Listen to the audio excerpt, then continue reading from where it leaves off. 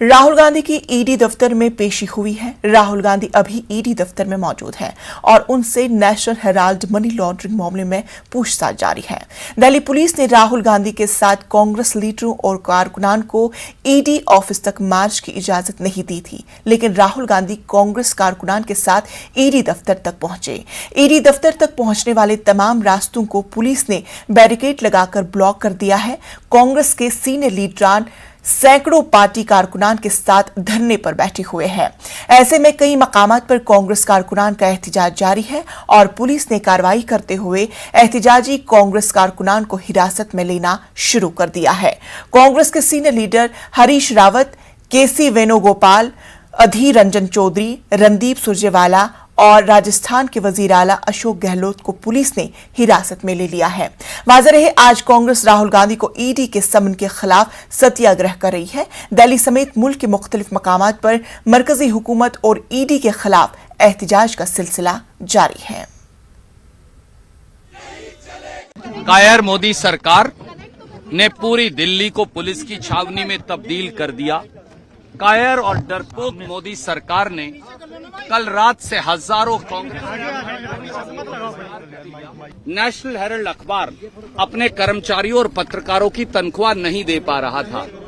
हमें भारतीय राष्ट्रीय कांग्रेस ने ये माना कि स्वतंत्रता संग्राम के इस अखबार को चलाना, पत्रकारों की तनख्वाह देना, कर्मचारियों की तनख्वाह देना हमारा कर्तव्य है और 67 करोड़ रुपया 2002 से 2011 तक भारतीय राष्ट्रीय कांग्रेस ने पत्रकारों की तनख्वाह, कर्मचारियों की तनख्वाह और वीआरएस का दिया। हमने नेशनल हेराल्ड अखबार के बिहाफ पर हाउस टैक्स दिया, बिजली का बिल दिया, कर्मचारियों की तनख्वाह दी, पत्रकारों की तनख्वाह दी, सरकार का पैसा लीज मनी जमा करवाया। क्या ये अपराध हो सकता है? फिर तो आप सबको, जो टीवी और पत्रकार के सब आप पत्रकार भाई बहन हैं, आपको भी गिरफ्तार कर जेल भेज देना चाहिए, क्योंकि आप तनख्वाह लेते हैं। ईडी का, सीबीआई का दुरुपयोग करने की परंपरा नरेंद्र मोदी की सरकार ने देश के अंदर डाली है।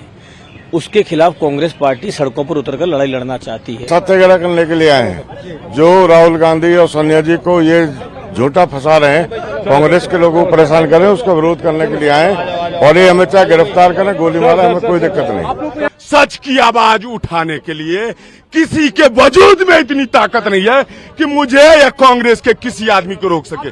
मैं एक ही चीज लिखा था, झुकेगा नहीं, कुछ भी कर ले झुकेगा नहीं, कुछ भी कर ले। अमित शाह भी यहाँ आ जाए, अमरीश पांडे से लेकर कांग्रेस का हर कार्यकर्ता इसी तरह झुकेगा नहीं। तो हम भी बता देना चाहते हैं, वो राहुल गांधी हमारे राम है और हम उनके भगत हैं और आपके लिए आप जब तक ईडी दफ्तर से नहीं निकलेंगे, हम आपके लिए संघर्ष करते रहेंगे, रोड पर रहेंगे।